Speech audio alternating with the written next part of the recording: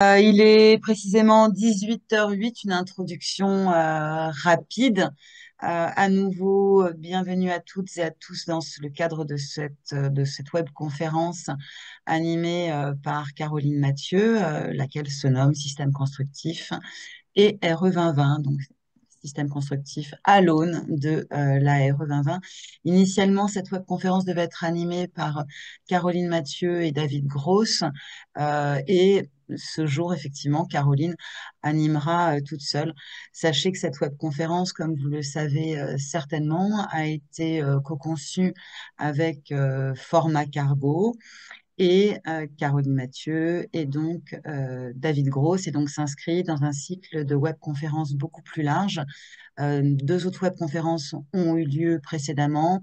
L'une à propos du secteur, l'état du secteur, la seconde à propos des contraintes techniques, et donc cette troisième relative au choix des systèmes constructifs à l'aune de la RE 2020. Et donc la dernière sera consacrée au retour d'expérience.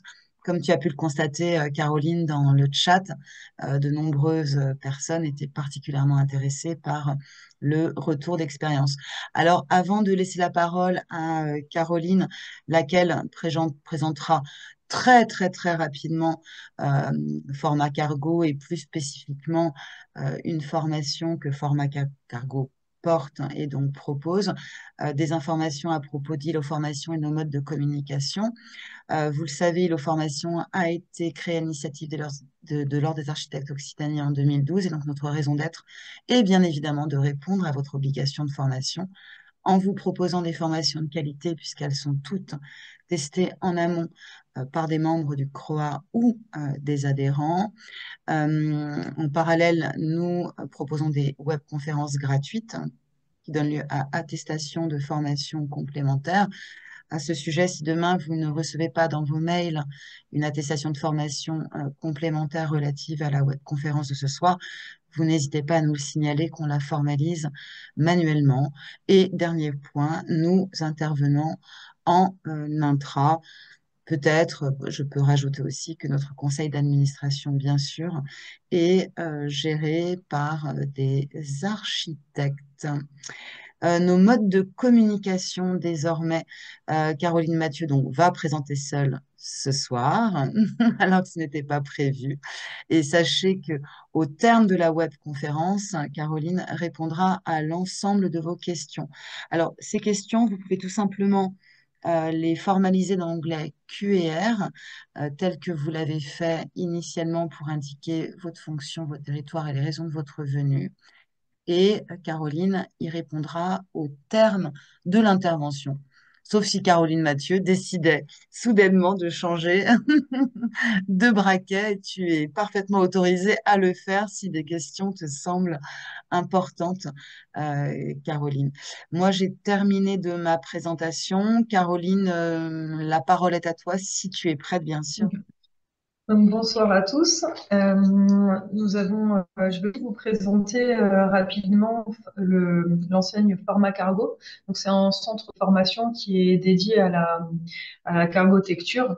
Et ils ont créé en fait des formations de 300 heures au total, avec trois blocs de formation. Donc, le premier bloc, c'est la métallerie et la soudure. Le deuxième bloc, c'est menuiserie et ossature bois. Et le troisième bloc, c'est secondaire.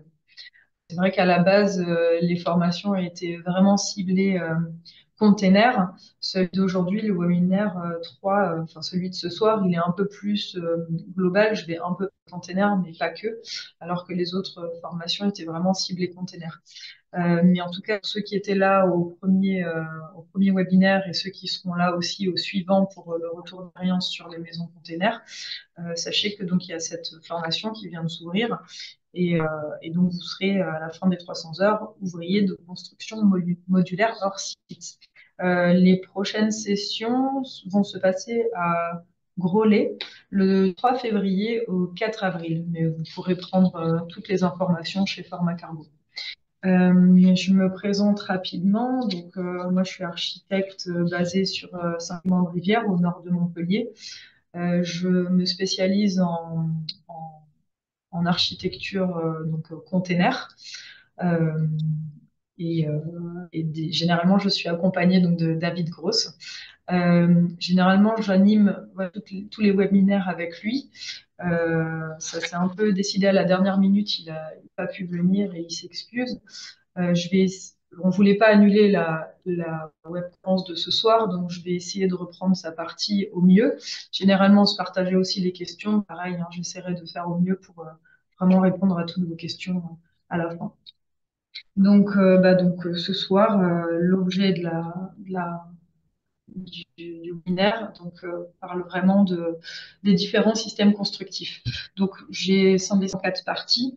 On va aborder d'abord les enjeux, on va analyser un petit peu les différents systèmes constructifs, voir les innovations qui se font aujourd'hui et parler des solutions qu'on peut apporter pour construire, on va dire, un peu plus proprement. Donc aujourd'hui, clairement, on a des nouvelles façons de penser sur la construction, notamment il faudrait faire des réglementations beaucoup plus strictes, hein, la RE 2020, on y est tous confrontés. Et il faut donc qu'on parle des empreintes carbone, des réductions de consommation, etc. Donc voilà, ça c'est vraiment les 4 points qu'il faut se poser, on va dire, pour toute construction aujourd'hui, alors qu'on le fait pas forcément il y a une vingtaine d'années en arrière. Les principes clés en fait de la RE 2020, hein, c'est de faire beaucoup d'améliorations sur la maison au niveau de la ventilation, du chauffage.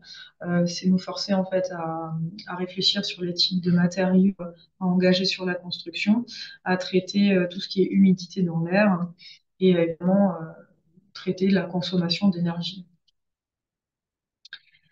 Pour rendre un bâtiment performant aujourd'hui, il est nécessaire donc, de choisir bien correctement les matériaux et vraiment de changer nos habitudes de construction. C'est peut-être là où ce sera le plus important. Donc, pour parler clairement des systèmes constructifs, euh, je vais, euh, je vais aborder différents principes, mais il faut, voilà, la grande question est comment je construis aujourd'hui. Est-ce que je choisis de faire du recyclage? Donc, je vous dis, moi, j'ai fait le choix de développer un peu plus l'architecture container parce que c'est une architecture qui me parle en termes de recyclage. Après, c'est pas forcément la solution, mais je pense que ça fait partie des solutions de construction qui a un impact sur l'environnement. On va parler donc des performances en termes d'isolation, le comportement acoustique des matériaux. Il faut se poser la question aussi comment on va renforcer le bâtiment, comment on traite l'étanchéité. Et aussi quel effort demande aux consommateurs, parce qu'on demande toujours plus de maisons performantes. Est-ce que c'est pas pour autant qu'à l'intérieur de la maison on s'y sent mieux ou pas, quoi. Donc il faut voir l'effort que ça demande aussi aux consommateurs. Donc le premier système constructif duquel je vais parler, c'est le bois. Donc il a beaucoup d'atouts, enfin de forts atouts, pardon. Euh, pour parler de la construction bois en général, en 2011, c'était 6,5% de construction, alors qu'en 2018, il atteignait déjà 11%. Donc c'est vraiment un système constructif qui se développe. Euh, ce qui est très intéressant pour le bois, c'est qu'il stocke beaucoup de CO2, puisqu'il stocke 1 tonne de CO2 par mètre carré à lui tout seul. Après, bien sûr, il a aussi des points faibles, notamment l'inertie. Euh, le bois, on peut s'en servir pour absolument tout, je dirais, sur la maison, hein. Autant le plancher, les murs, la toiture. On a différents procédés, hein. On peut choisir de faire soit du bois massif, soit du bois lamellé ou du CLT. Le lamellé collé nous permet de faire vraiment de grandes bosses. Donc c'est vrai qu'on le voit peut-être plus dans les gymnases ou ce type d'architecture. Le CT, lui, on le voit beaucoup en construction traditionnelle. Il est très rapide en fait à en mettre en exécution. On peut préparer les murs hors site aussi, donc il est résistant au feu et il est 80% plus léger que le béton. Il est étanche à l'air après 3 couches, donc voilà, c'est quelque chose qui est très utilisé. Vous avez quelques exemples. Alors voilà, forcément, vous aurez des pages de containers, hein. Mais on se sert du bois pour faire l'ossature en fait de la carcasse pour pouvoir isoler les containers en isolation extérieure. Voilà. Après, là, vous avez une photo avec la relation entre le bois et on réutilise le bois en bardage. Sachez que sur du container, en fait, on n'est pas obligé de faire du bardage en finition, hein. On peut très bien faire en crépi ou en pierre ou en zinc, peu importe. Moi, j'ai déjà fait du bois et de la pierre sur container. On peut avoir des modes de trucs, enfin, on peut utiliser le bois du coup en système constructif global, hein, poteau-poutre, également en finition, hein, ce qui est chalet de montagne, on le voit assez souvent. Notre réalisation, là vous avez un bois et là vous avez une maison en CLT. Hop. Un autre exemple, toujours en CLT, là aussi pour une extension avec l'isolation par l'extérieur. Concernant le bois, ce qui est bien avec le bois, c'est aussi, enfin, enfin, il est chaleureux, il a une bonne performance thermique. Je vous rappelle que plus le lambda est petit en fait, et moins on aura besoin de compenser l'isolation, l'épaisseur d'isolation pour avoir une bonne résistance thermique. Je reviendrai là-dessus tout à l'heure. Euh, voilà, et il est tout à fait résistant et durable dans le temps. Après, il faut vraiment adapter le type de bois au secteur. Moi, je sais que là, sur Montpellier, je préfère utiliser du Douglas ou du pin en autoclave classe 4. On va pas forcément utiliser tout type de bois non plus, mais c'est un très bon matériau pour le secteur. Ce qu'il ne faut pas oublier aussi, c'est que si on se met à maîtriser correctement les forêts, ça peut être, je dis bien ça peut, ça dépend comment on le maîtrise, mais ça peut être une ressource inépuisable, dans la limite du raisonnement. Je vais vous parler également du béton. Alors, le béton, bah, c'est ce qu'on utilise beaucoup en construction, hein, c'est ce qui est le plus pratiqué. Euh, il a une haute résistance mécanique, hein, il est très durable dans le temps. Je dirais que de base, c'est celui qu'on choisit, c'est presque le préféré des architectes, si je m'avance pas trop. Euh, Malheureusement, pour fabriquer du béton, bah, on utilise beaucoup de sable, hein. J'ai relevé un peu des informations. Pour 4 cubes de béton, on utilise 800 kg de sable, 1000 kg de gravier, 300 kg de ciment, hein, qui est un mélange de calcaire et d'argile qu'on chauffe à quasiment 1500 degrés. Et vous utilisez aussi 180 litres d'eau. Bon, c'est un matériau qui est quand même énergivore. On sait que l'utilisation excessive du sable, hein, ça crée des problèmes d'érosion des sols et du littoral. Et l'eau, on parle de plus en plus de manque d'eau à venir. Du coup, bah, c'est pareil, on a besoin quand même de beaucoup d'eau pour fabriquer un mètre cube. Sachant qu'un mètre cube, c'est pas, on fait pas, en un mètre cube, on fait pas une maison complète, quoi. Une maison complète, on en a facilement entre 15 et 20 par construction. Donc le béton, on peut l'utiliser évidemment pareil, hein, sur les dalles, les murs, etc. On peut avoir différents types de béton, le béton armé, le béton solaire, on peut l'avoir en projeté également. Vous avez quelques systèmes constructifs, hein, donc là, les structures porteuses en béton armé. Vous avez les blocs de béton cellulaire en béton. Bon, là, c'est les poutrelles lointaines, dalles de béton armé. On les utilise aussi pour les dalles des containers. Bon, ça, c'est pas une obligation. On peut aussi avoir d'autres systèmes de fondation pour les containers. J'y reviendrai un peu plus tard. Bon, la performance thermique, pardon, elle est plutôt mauvaise, hein, donc il faut vraiment compenser avec de l'isolation. Par contre, il a une bonne inertie thermique. Ça peut faire des maisons en termes de confort, c'est plutôt appréciable. Je vais vous parler également du béton bas carbone. Donc, on fait vraiment un effort pour essayer, étant donné que c'est un matériau qu'on utilise quand même beaucoup, on trouve des solutions pour l'améliorer quand même. Donc, on parle de ciment décarboné. Euh, On entend aussi parler de sable de synthèse. Alors moi, j'ai fait des recherches, j'ai trouvé grand-chose là-dessus, mais c'est des processus qui sont en développement et recherche et développement.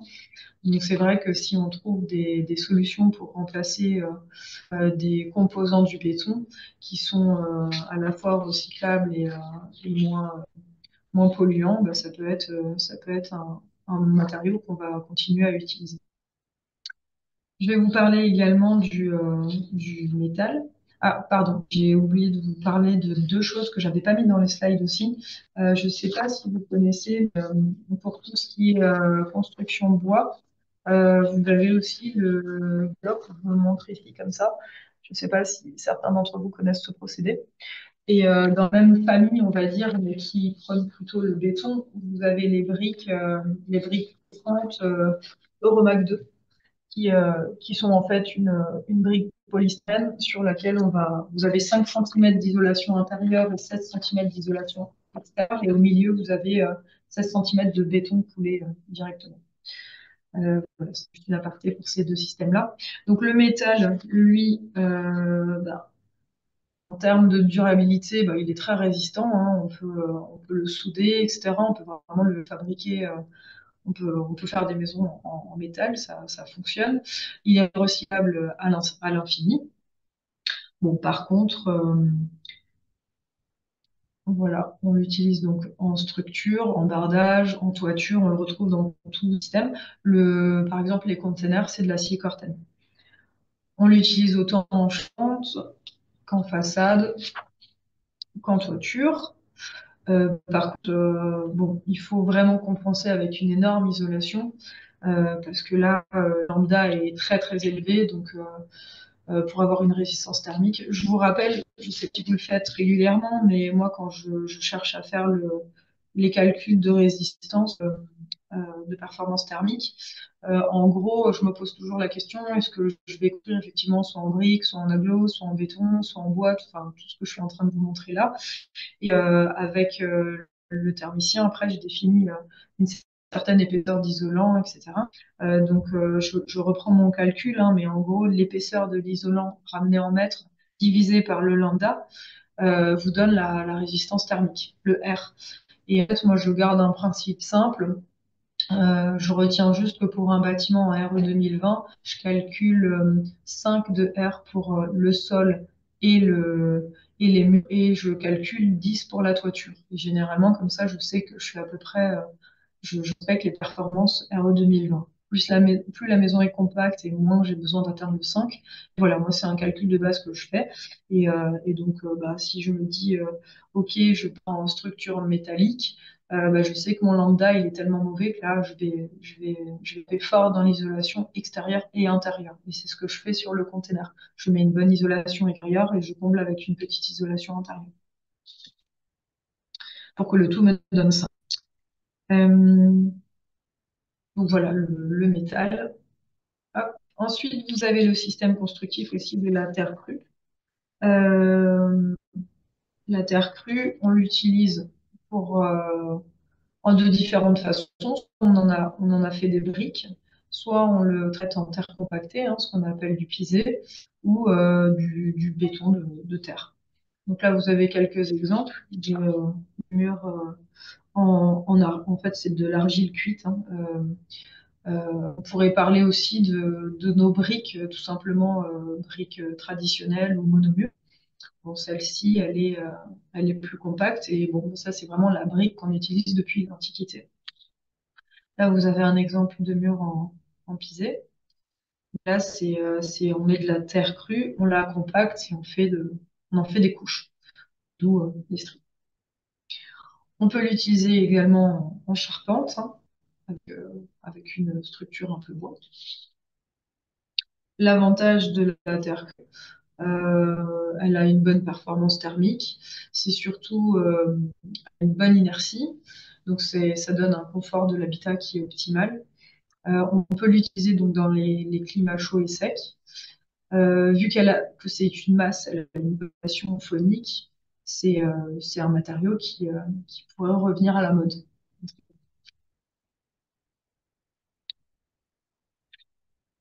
Donc, Pour aller avec notre performance thermique, je disais, on choisit une structure, mais il faut évidemment la coupler avec un système de matériaux. Des matériaux biosourcés, on en a plusieurs. On a, là où je vous ai fait une petite liste, on a autant le bois, le chanvre, la paille, le liège, la laine de bois, la ouate de cellulose et la fibre végétale. Là, je vous montre un petit peu le chanvre. C'est vraiment un très bon isolant thermique et acoustique. Et en plus, là, son avantage, c'est qu'il régule aussi l'humidité. Une meilleure qualité de l'air. Et il est biodégradable. On peut l'appliquer entre les murs, du coup. Là, c'est à nouveau un système de maison container. Vous avez une ossature bois et on comble avec le chanvre. Vous pouvez l'appliquer, pareil, sur du béton. Euh, voilà, un aménagement intérieur. On l'applique toujours entre structures. Il a une bonne valeur de conductivité thermique et il se comporte très bien au feu. Ensuite, nous avons la paille, qui est également un isolant thermique et acoustique performant. On la retrouve en toiture. On peut évidemment faire des maisons en paille, hein. Pour ceux qui habitent la région près de chez moi, vous avez une maison sur 5 qui a été faite entièrement en paille. Et on peut l'appliquer donc dans les murs. Elle a pareil une très bonne valeur de conductivité thermique et même si c'est étonnant, enfin on pourrait croire que ça se brûle facilement, mais non, c'est classé M, hein. Donc c'est un bon comportement au feu avec un traitement bien sûr. Nous avons également en matériau le liège, qui est un excellent matériau. On peut même utiliser contre, enfin, il réagit bien même dans les pièces humides. Voilà, donc on peut l'utiliser en isolation intérieure, en isolation donc sous toit, sans problème. On le retrouve aussi en décoration, hein, si on peut dire, on l'applique sur les murs, hein, donc ça nous fait un écran acoustique. Aussi en bardage extérieur. Donc c'est un matériau vraiment intérieur-extérieur qu'on peut retrouver un peu partout. Et il a une excellente valeur de lambda. Je vous rappelle, le lambda, il faut vraiment qu'il soit le plus petit possible pour, euh, pour avoir un matériau qui est peu épais en fait pour atteindre la réglementation thermique. Vous avez également la laine de bois qu'on utilise beaucoup hein, finalement. On l'applique autant sur les murs, les toitures et les sols. Vous pouvez la retrouver, donc là on la découpe facilement et on la met, on la pose directement dans les combles sur la photo. On peut la retrouver également en panneau de laine en fait, un peu rigide. Et pareil, donc excellente conductivité thermique. La ouate de cellulose, qui reste donc un matériau dégradable. Pareil, on peut l'appliquer à la fois dans l'isolation des murs, de toiture et des sols. On peut la souffler également dans les combles. Ça, ce que vous avez tous fait, c'est quelque chose d'assez classique en construction. Ses performances, pareil, très bonne conductivité thermique, donc c'est vraiment un matériau à garder en isolant. Concernant les innovations technologiques de la construction durable, euh, ce qu'on voit de plus en plus, en fait, c'est l'impression de béton 3D. Donc on revient à notre béton, mais on essaye d'en réduire au minimum les quantités, on va dire. Donc là, ce qui peut être assez impressionnant, c'est que ça peut partir vraiment de nos dessins. Vous le rentrez dans un logiciel et là, on envoie une énorme machine, euh, une imprimante 3D qui fait la taille d'une grue, enfin, d'une petite grue, et du coup, qui suit vraiment les, euh, les formes de votre bâtiment. Là, ça laisse libre à notre imagination, et on peut créer des formes assez ludiques. Donc là, pour une maison, hein, pour une résidence, voilà, on peut vraiment se lâcher au niveau des formes et les faire un peu plus complexes. À partir du moment où vous la montez en 3D, on peut la réaliser directement, ce qui est quand même plus difficile avec des banches. Et on peut l'utiliser également pour faire le mobilier si on veut. Voilà, ça c'est un prototype de maquette, hein. On peut commencer, c'est foutu, c'est fait, pardon. L'avantage de ce procédé, c'est qu'on va partir du BIM, hein. Donc plus en amont la conception générale du bâtiment est étudiée enfin, on va dire qu'au départ, on est vraiment moteur à tout ce qui est numérique et on peut vraiment réduire les coûts, les délais, vraiment optimiser l'intégralité de la construction. Euh, donc voilà, c'est à nous en fait de vraiment faire la conception architecturale et l'ingénierie, la base des plans. Nos plans peuvent servir vraiment à monde, hein. On va s'en servir aussi pour calculer la gestion thermique et les performances. Vous devez tous travailler avec des thermiciens aujourd'hui. Moi, au début, je le prenais un peu comme, voilà, ça y est, pour poser un permis, il va falloir encore une personne supplémentaire. Et au final, je reviens sur ce que j'ai dit parce que j'aime beaucoup travailler avec mon thermicien, on trouve des solutions, on discute de plein de, de- de systèmes en fait, hein, même que ce soit le chauffage, encore cette semaine, tiens, pour un projet, est-ce que je mets du gainable, du split, du chauffage au sol, du chauffage en plafond? Bah là en fait, avec le thermicien, on va vraiment balayer l'ensemble de la construction, tous les systèmes constructifs, qu'est-ce qui est le mieux pour une construction à tel et tel endroit, par rapport toujours à un budget aussi. Mais si on commence à industrialiser la construction, on peut baisser les coûts.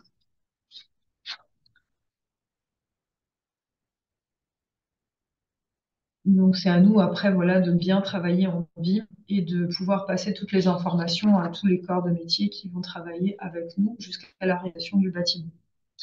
Donc je dirais que vraiment les défis et les solutions, ça va être de travailler tout ce qui est impact environnemental, hein, donc ce qu'on appelle l'empreinte carbone, hein, en fait, hein, donc chercher des matériaux moins énergivores et si possible aussi en local, qui va aider au niveau des transports et qui va avoir un impact sur les coûts. Vous avez également donc la complexité de la réglementation RE 2020. Euh, pardon, le slide se met pas correctement, je suis désolée, c'est un des derniers. Hop, voilà.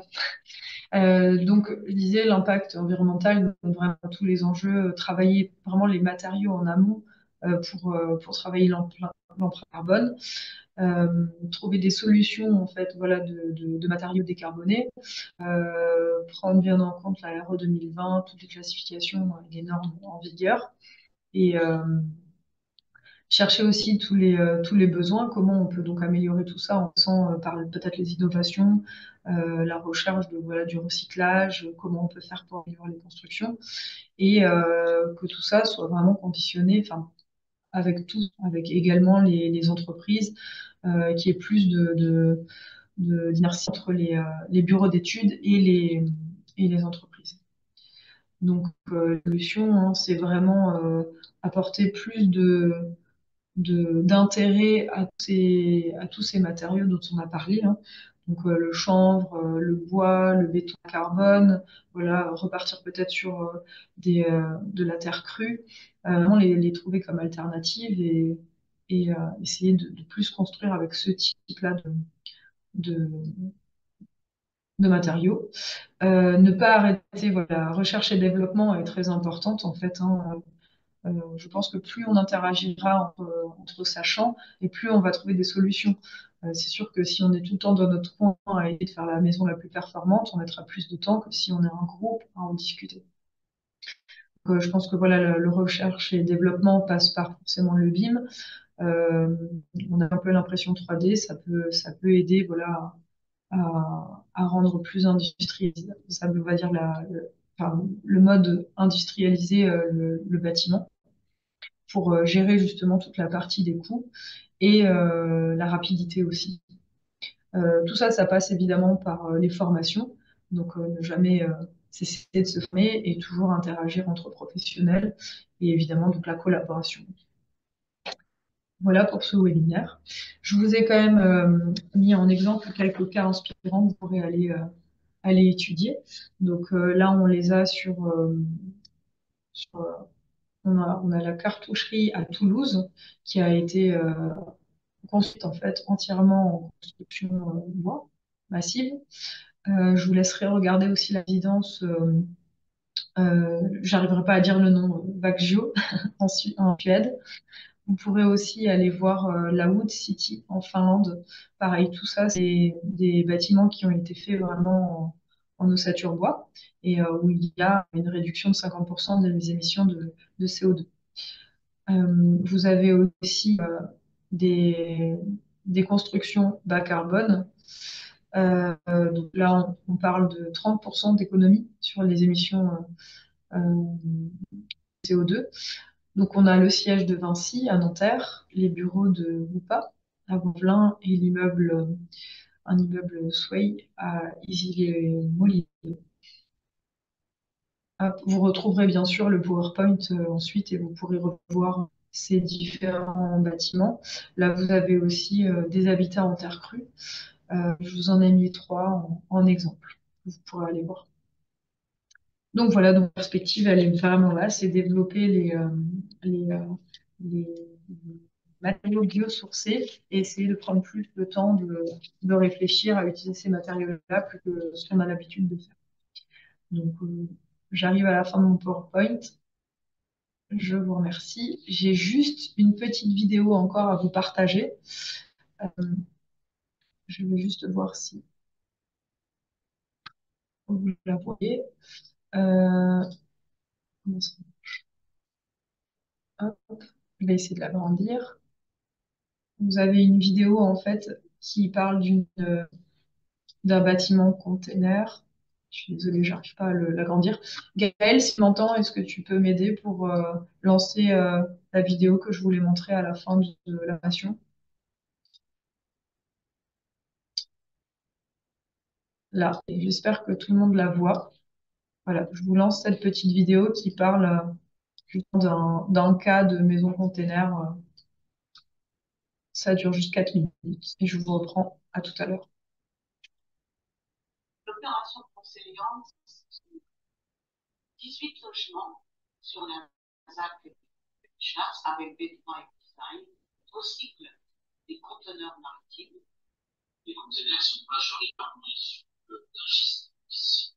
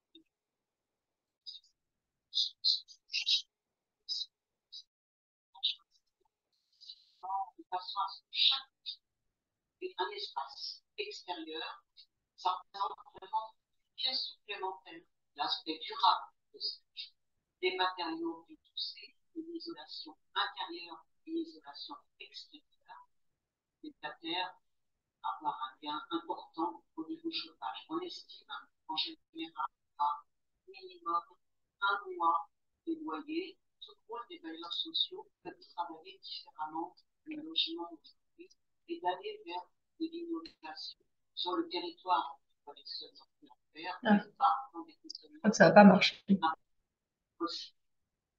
Je recherchais avant tout un cadre agréable dans un contexte de campagne utile. Et là, c'est le cas, pas très loin des de la nature. On se retrouve dans un aménagement qui a été fait extérieur et intérieur, vraiment très sympa. On ne se croirait pas qu'on soit dans des conteneurs, et c'est vrai. Ah, voilà. Alors attendez, je crois pas que ça. Voilà, je vois tout le monde lever la main, donc je suppose que ça n'a pas marché. Alors, je vais répondre à vos questions. Je vois qu'il y en a 25. Alors, pouvez-vous répéter? Alors, pardon, la vidéo à la fin, je crois qu'elle a marché, sinon vous n'auriez pas été aussi nombreux à lever la main. Ce que je fais, c'est que de toute façon, dans les documents, vous allez récupérer le PowerPoint à la fin. Vous pourrez également, je vous mettrai aussi la vidéo avec. Alors, pouvez-vous répéter, s'il vous plaît, votre système pour le calcul rapide d'épaisseur de l'isolant? Donc, le R, pour avoir le R qu'il faut, donc 5 en sol ou en mur ou 10 de toiture, je fais l'épaisseur que je passe en mètres divisé par le lambda. Donc, plus le lambda est petit, moins j'ai besoin d'être épais pour avoir mon R efficace. Ensuite, les imprimantes 3D béton sont-elles répandues en France? Non, pour l'instant, enfin, en tout cas, moi, ce que j'en sais, c'est que c'est plutôt développé en Chine aujourd'hui. Ah voilà. Ah oui, désolé pour la vidéo, elle fonctionnait pas, mais je vous la mettrai. Ok. Non, c'est pas la vidéo. Ouais. La vidéo, bah, je vous la mettrai Gaël vous l'enverra avec le PowerPoint.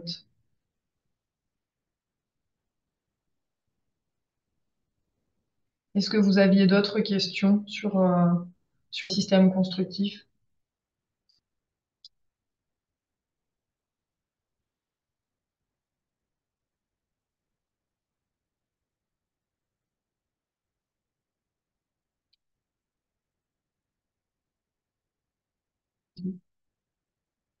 Et ben dans ce cas, je vais redonner la main à Gaëlle.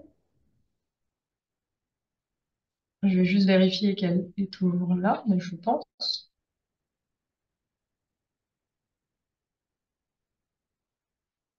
Elle est toujours là, mais je pense qu'elle nous entend pas.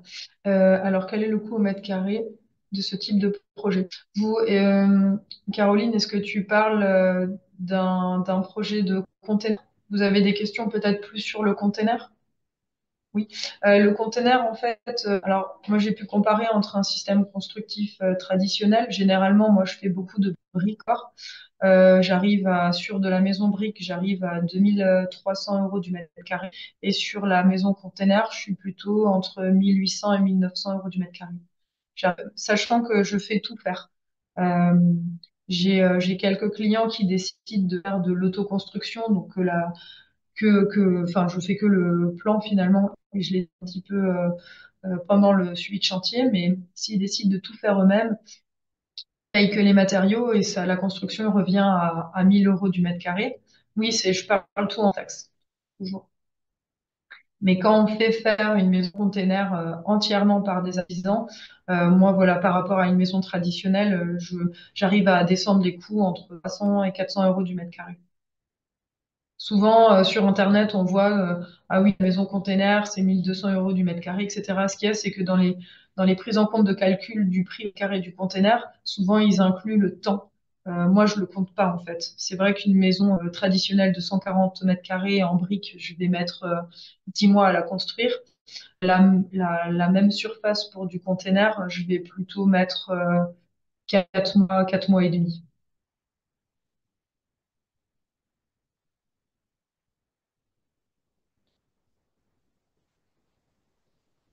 J'espère que j'ai répondu à vos questions sur le container. Si vous en avez d'autres, n'hésitez pas. Je suis là pour ça et on a du temps.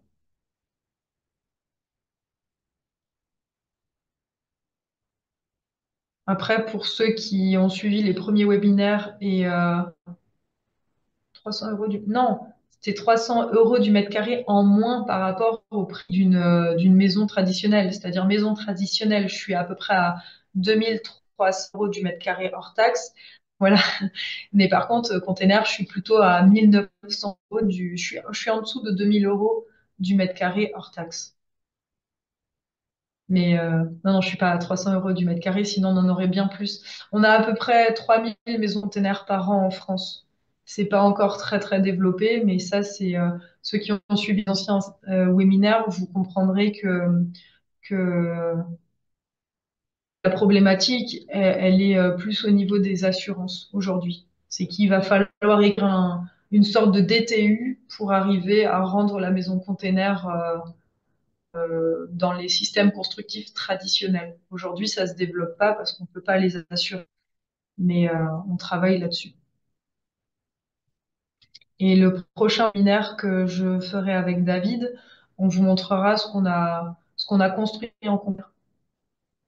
Et des entreprises, il y a beaucoup qui sont compétentes pour. Alors, les entreprises, moi, je vois que les entreprises, au départ, elles avaient peur. Elles m'ont dit, oula, tu vas nous emmener de quoi? Une fois qu'ils étaient dessus, ils ont trouvé ça hyper simple. C'est le container, on peut se fixer. En fait, on fait isolation intérieure-extérieure. Du coup, on peut se fixer à la carcasse. Le charretier, il a trouvé ça très facile. L'électricien aussi. Alors que c'était deux corps de métier au départ qui étaient un peu réticents. Et finalement, quand on travaille le produit, on se rend compte que on a certes peur, mais c'est assez facile en fait. Si on peut l'utiliser pour des ERP, là je suis en train de voir pour faire des bureaux et des magasins.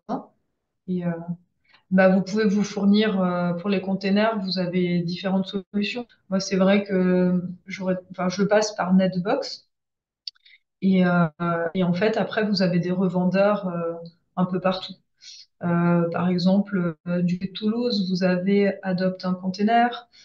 Du côté de Lille, vous avez Hauts-de-France Container. Enfin, il y en a plusieurs. Il faut se rapprocher de Netbox et ils vont vous donner les fournisseurs de containers.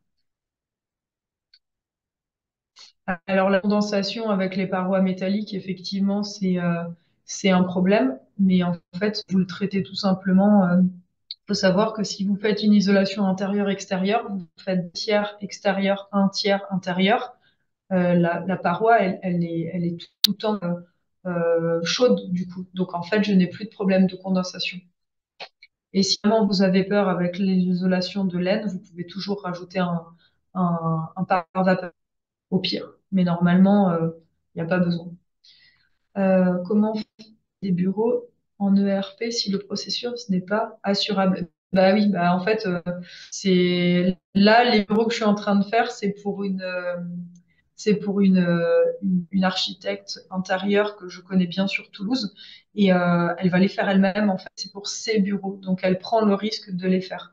C'est sûr que si vous n'avez pas d'assurance et que vous avez un client en ERP pour, enfin, ça devient compliqué, mais en fait, tous les clients, moi, qui décident de faire de la maison container aujourd'hui, je leur explique bien qu'ils ne peuvent pas avoir de dommages ouvrages et que pendant 10 ans, ils ne pourront pas vendre la maison. Et en fait, bah, ils prennent le risque. Alors, est-ce que c'est votre client qui achète directement? Les containers, non, on passe toujours par des revendeurs, en fait. Et pour les fondations. Alors, Malika, les fondations, soit je fais des plots béton, soit je fais des longs greens. Il y a la possibilité de faire aussi des vis de fondation. Pour l'instant, je les ai testées, moi, que sur des terrasses, mais j'ai bien envie de les tester sur deux containers parce qu'en fait, une vis de fondation, elle reprend en charge 2 tonnes sur une maison, sur un container de 40 pieds, donc 12 mètres long par 2,5, j'ai à peu près j'ai eu 8 fondations. Donc du coup, le container fait déjà 2 tonnes.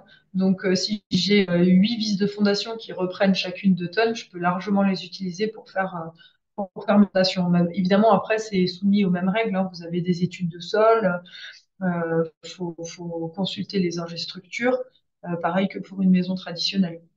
Mais ça permet, on pourrait faire du zéro béton avec les maisons containers. Et surtout les recycler parce que là, moi, si je construis des maisons containers, c'est des carcasses de containers dont personne ne veut en fait. Hein. C'est le but. Il n'y a aucun intérêt à construire des containers neufs pour aller fabriquer des maisons. Là, c'est un non-sens et en termes de pollution, enfin, c'est puissance 10.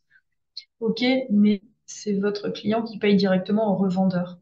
Oui, oui, il achète. Enfin là, vous faites un suivi entier traditionnel. En fait, vous faites le vendeur de containers. C'est comme si c'était votre vendeur de. Enfin, c'est comme s'il prend la place du maçon en fait. Hein.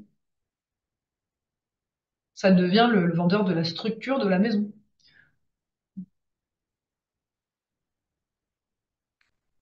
Moi, je fais des marchés travaux, en fait, hein, c'est-à-dire que chaque corps de métier, je fais mes marchés travaux sur devis après, donc sur les descriptifs, tout ça que je donne. Et ensuite, le client signe le marché entre l'entreprise et lui. Moi, je fais juste le suivi au milieu.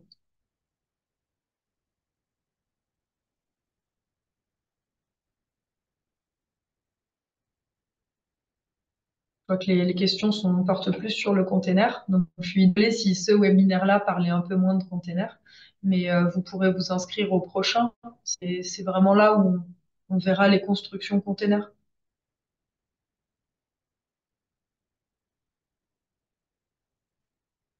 Alors, Jean-Patrick, mais vu qu'on doit refaire une toiture par-dessus et isoler un extérieur, faire des fondations, quel intérêt?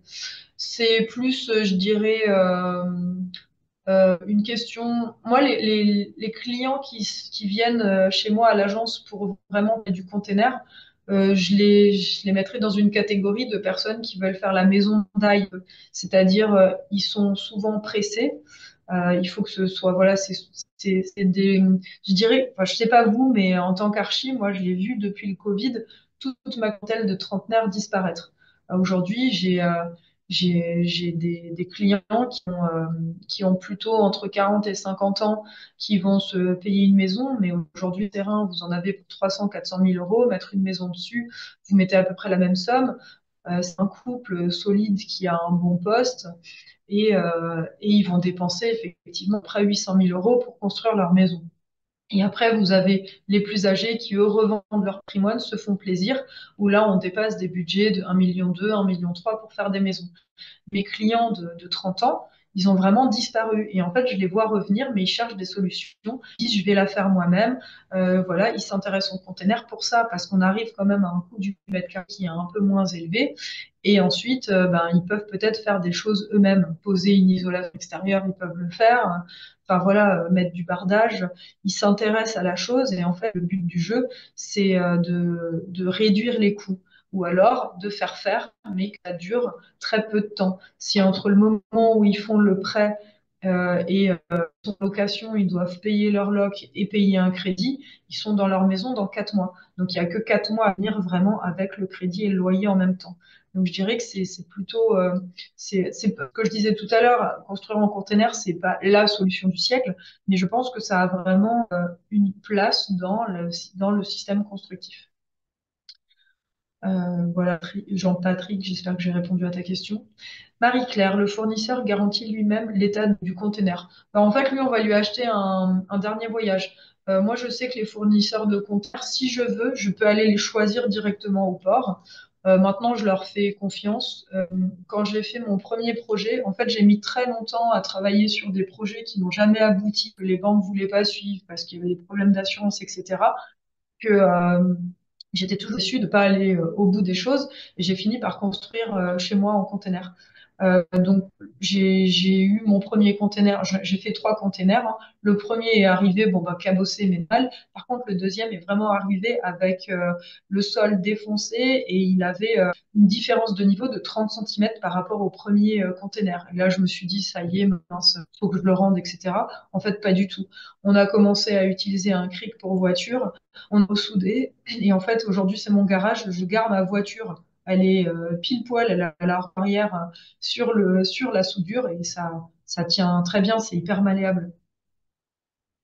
Donc l'État, il va garantir l'état du conteneur en vous disant oui, c'est un dernier voyage, ou oui, classe, vous avez différentes classes A, B, C sur l'état du conteneur. Moi, je prends vraiment des tout pourris, puisque de toute façon, on refait l'isolation, on fait l'étanchéité. Je m'en fiche un peu de l'état de base. Enfin, je vais le traiter, voilà, il va vraiment me servir de carcasse, mais s'il est troué, c'est pas très grave. Malika, euh, ACV. Non, ACV. Et le recyclage pour le bilan. ACV, je comprends pas. Le recyclage pour le bilan. Bah oui, en fait, pour le coup, je recycle des containers, donc et j'ai quasiment pas de béton, donc mon bilan carbone, il est plutôt pas mal. Enfin, moi, mon thermicien, on l'a travaillé. Finalement, là où j'ai le plus de problèmes, c'est l'isolation du sol. Aujourd'hui, j'ai pas encore trouvé une solution qui me plaît vraiment, puisque j'utilise de la mousse polyuréthane. Voilà, pour l'instant, en termes enfin, la mousse polyuréthane, c'est clair que c'est un peu crado. Donc, j'ai pas encore trouvé la solution pour faire une bonne isolation au sol qui, on va dire, me plaît à 100%. Mais je travaille dessus. Alors, du coup, par rapport à la maison Saturbois en kit ou préfabriquée en atelier, je pense notamment aux maisons A qui ont la cote. Le container a-t-il un avantage particulier au construire une alternative de même catégorie? Ouais, je dirais qu'il a un peu pas. La maison qui arrive en kit, c'est rapide, c'est pareil, hein, c'est plutôt bien. Moi, j'avais un comparatif maison brique 10 mois, maison bois 6 mois, maison container 4 mois. Je vais dire, je vais juste être un petit peu plus rapide en maison container, mais franchement, moi, la maison bois, c'est quelque chose que je trouve très très bien aussi, hein. Donc les maisons en kit ossature bois, je trouve que c'est un bon, c'est un bon système constructif. Alors, Monsieur Leblanc, il y a un intérêt économique et d'ail, donc oui, c'est ça. Euh, conteneur à Alors, y a-t-il moyen d'exprimer le conteneur à l'extérieur? Je dirais que non, parce que sinon, il faudrait que je compense à l'intérieur. Et très sincèrement, les mails sont pas du tout friandes. Si j'arrive avec une carcasse un peu abîmée et tout, j'ai refus de permis et j'ai droit à l'article 11, ne s'intègre pas à l'environnement existant. Donc non, si je veux avoir vraiment un aspect métallique à l'extérieur, je vais faire un bardage zinc. Le seul moyen d'avoir une trace de mon de container, ça va être à l'intérieur. On peut garder des parois, on peut garder le plafond. Moi, mon garage que j'ai fait en container, j'ai gardé les portes extérieures, mais la mairie est pas très contente. Alors on la voit pas de la rue, du coup ils m'embêtent pas, mais c'est parce que j'ai pas isolé mon garage en fait. Donc les parois, j'ai voulu garder vraiment un aspect du container. Mais je pourrais vous montrer au prochain webinaire. Ah, pardon, l'ACV, analyse du cycle de la vie. Merci pour cette précision. Oui, bah, ça fait partie de toute la RE 2020, tout le processus. En fait, on part du principe que la maison container, c'est comme une autre maison. Si vous l'entretenez pas, bien sûr qu'elle va pas durer dans le temps. Et ça, c'est pas comme toute maison. Après, c'est sûr, peut-être qu'elle se détériorera beaucoup plus vite qu'une maison en béton. Mais voyez, les maisons aussi en béton ou en pierre qu'on laisse à l'abandon, qu'on chauffe jamais, bah, au bout d'un moment, on peut les arracher, quoi. C'est pareil, hein, c'est toute maison construite mérite d'être entretenue, un minimum.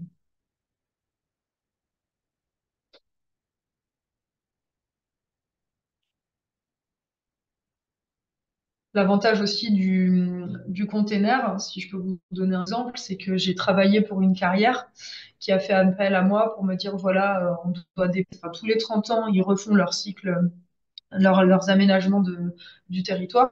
Et du coup, bah, eux, ils vendent tout pour fabriquer du béton. Et pourtant, ils ont souvent leur bureau en Algeco parce qu'il faut les déplacer régulièrement. Et je les ai convaincus de construire en container parce que du coup, effectivement, c'est beaucoup moins invasif au niveau des sols. On peut pareil le déplacer facilement ou le recycler, hein. On arrache tout, on remet le bois avec le bois, le métal avec le métal. Enfin, le recyclage est facile. Et par contre, c'est quand même plus qualitatif que des Algeco.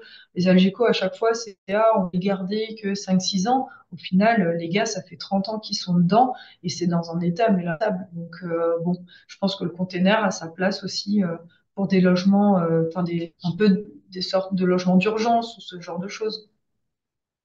Alors, on me dit combien de temps pour un chantier de container par rapport à la brique et au bois? Moi, j'ai compté pour une maison de 140 mètres carrés. En brique, je mets 10 mois. En ossature bois, je mets 6 mois. Et en container, je mets 4 mois. 4 mois et demi, c'est ce que j'ai mis à peu près.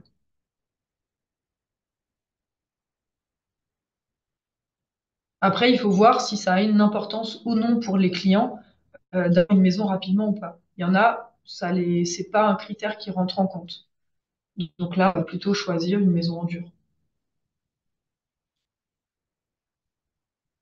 Ouais, alors moi, les Algeco, franchement, je les trouve vraiment pas de bonne qualité et je trouve que le confort de vie à l'intérieur est pas terrible. Mais ça, c'est mon ressenti personnel.